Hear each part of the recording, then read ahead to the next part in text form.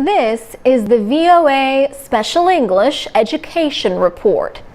Millions of students have been taught a formula that has nothing to do with chemistry. The formula is for how to write a 5-paragraph essay. First, write an introductory paragraph to state the argument.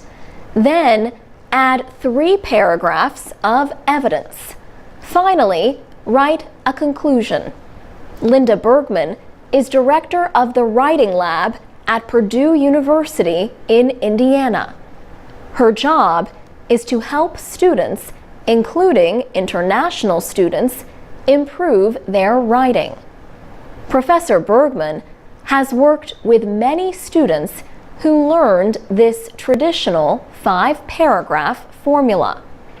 She says international students sometimes have difficulty with this formula if they learned a different writing structure. But just knowing how to write a 5-paragraph essay is not going to be enough for a college student who has to write a longer academic paper. As Professor Bergman points out, the formula is too simple to deal with subjects that require deeper thought and investigation. In her words, essentially, it is way too simplistic to handle more intellectually sophisticated topics which involve actual inquiry. Karen Goshik is Executive Director of Courses in the Institute for Writing and Rhetoric at Dartmouth College in New Hampshire. The Institute has an extensive library of online writing materials on its website. So, what are the qualities that make up good writing? Ms. Goshik says there are no simple answers, except maybe for one. That is, there is no formula that students can follow to guarantee a well-written paper. She says, what we try to teach students to do in college is to listen to their ideas, and that the idea should be able to tell you what form it needs to take.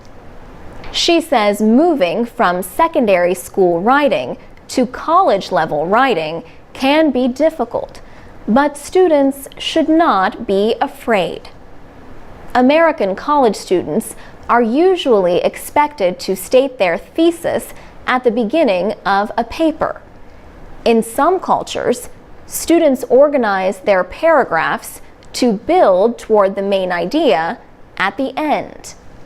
And while students in some cultures use lots of descriptive words, American professors generally want shorter sentences. For VOA Special English, I'm Alex Villarreal. Tell us about your own experience with academic writing. Go to voaspecialenglish.com and share your stories. And before you write that next paper, check out 2 links on our website. One is for the online writing lab at Purdue. The other is for the Institute for Writing and Rhetoric at Dartmouth. This is the VOA Special English Education Report. A study in Norway has found that students who stayed in school longer than others their age scored higher on intelligence tests. In the 1950s, the government began requiring students to attend school until the age of 16 instead of 14. Communities had almost 20 years to make the change. So some students went to school for 7 years, while others went for at least 9 years. This difference gave researchers the chance to see if the additional schooling had any effect on intellectual development. All young men in Norway must take a test of their cognitive ability at age 19 in preparation for required military service. This is commonly called an IQ or intelligence quotient test. University of Oslo researcher Taryn Ann Galloway says the young men who were basically forced to stay in school for 2 years longer actually did have higher IQs. So based on that, we were able to say that increasing compulsory schooling did actually have an effect on their cognitive abilities as measured at 19 years of age. An average IQ is 100. Most people score between 85 and 115. Ms. Galloway says students who attended school for 9 years scored 7 points higher than those who attended for 7 years. Those who went for 8 years scored about 4 points higher. The findings appear in the Proceedings of the National Academy of Sciences. Experts have long debated the extent to which we are born with intelligence or develop it influenced by environment and education. Another recent study in the journal Nature found that IQ scores can rise or fall during the teenage years. In 2004, researchers from University College London tested 33 young people ages 12 to 16. The researchers repeated the tests 4 years later. They found increases or decreases of as much as 20 points. Brain scans showed that as IQ scores increased, so did the density of gray matter in some areas of the students' brains. Professor Kathy Price says the differences in performance could be the result of some teens being early or late developers. But she says it is equally possible that education played a part. She sees a lesson for educators. We have to be careful not to write off poorer performers at an early stage, when in fact their IQ may improve significantly given a few more years. For VOA Special English, I'm Alex Villarreal. This is the VOA Special English Education Report. Many rural areas in the United States have no doctor. Some medical schools are trying different ways to treat the problem. One idea is to educate doctors in smaller communities and hope they stay. Dr. William Cathcart Rake heads a new program at the University of Kansas in the Midwest. He says, "We need more docs. There's somewhere like a quarter of all of our physicians in Kansas are 60 years of age or older. So we need to be replacing physicians too." He says medical students from rural areas now typically study in Wichita or Kansas City, two of the biggest cities in Kansas. They say, I really have every intention of coming back to rural Kansas, but they meet a soulmate, they get married, their soulmate happens to be from a big city, and we never see them again. The program is based in Kansas' 10th largest city, Salina, home to about 50,000 people. Salina is about a 3-hour drive from Kansas City, past fields of corn, soybeans, and cattle. Student Claire Hinrichsen grew up in a town of about 600 people. One reason she likes the Salina program is because of the size. There are only 8 students, the smallest medical school in the country. Classes are taught by professors in Salina or on a video link from Kansas City or Wichita. Students who complete the 4-year program will then do their residency training in a small community in the surrounding area. One place a resident might work is the Clay Center Clinic, where Dr. Carrie Murphy is a family physician. Dr. Murphy says this is a clinic that has currently 8 doctors and 4 mid-level practitioners, and we cover, of course, this town, but we also have satellite clinics in 2 nearby towns. We just kind of operate as what I call a cradle-to-grave operation. We deliver babies and go all the way up to doing nursing home care.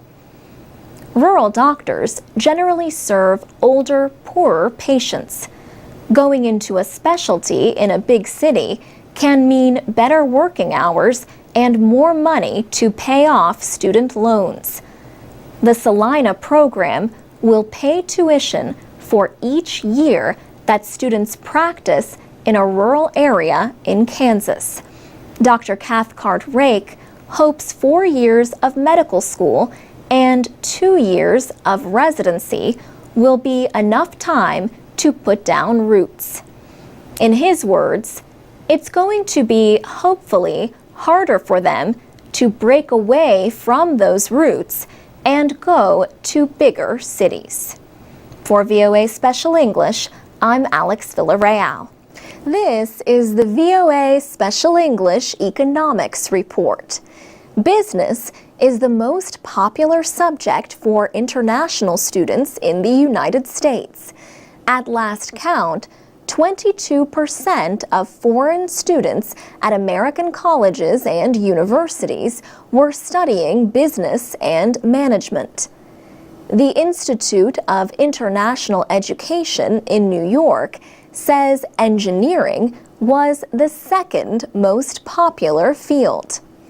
Thomas Kosei is a professor of marketing and business at the University of Richmond in Virginia. He says international students who want to study business need to have good English skills. At the same time, native English speakers who work with foreign companies may need to learn some new communication skills themselves. This is because the world has more non-native speakers of English than native speakers. At the University of Richmond, teams of graduate students work with companies seeking to enter the American market. The students learn about writing market entry studies. The reports are written in English, but Professor Kosei tells his students to consider who will read them. He said his students have to write the report so that it can be understood by someone who is an English speaker but not a native English speaker. For example, he tells his students to avoid jargon and other specialized terms that people might not know in their own language. This can be good advice even when writing for other native speakers. But effective communication involves more than just words. Kay Westerfield is director of the International Business Communication Program at the University of Oregon. She says you must have the language skills as well as cultural intelligence. Cultural intelligence means the need to consider local behaviors in everything from simple handshakes to speaking to large groups. Still, Kay Westerfield says the ability of foreign workers to speak English is becoming more important to companies looking to offsource operations to other countries. Also, she says English skills often provide a competitive edge for business students when they seek jobs. She said, as one business student in West Africa put it, English is a lifeline. For VOA Special English, I'm Alex Villarreal. We offer live English lessons Monday through Friday at the VOA Learning English page on Facebook. You can also read and listen to our programs and find activities for English learners at voaspecialenglish.com. And we have podcasts on iTunes.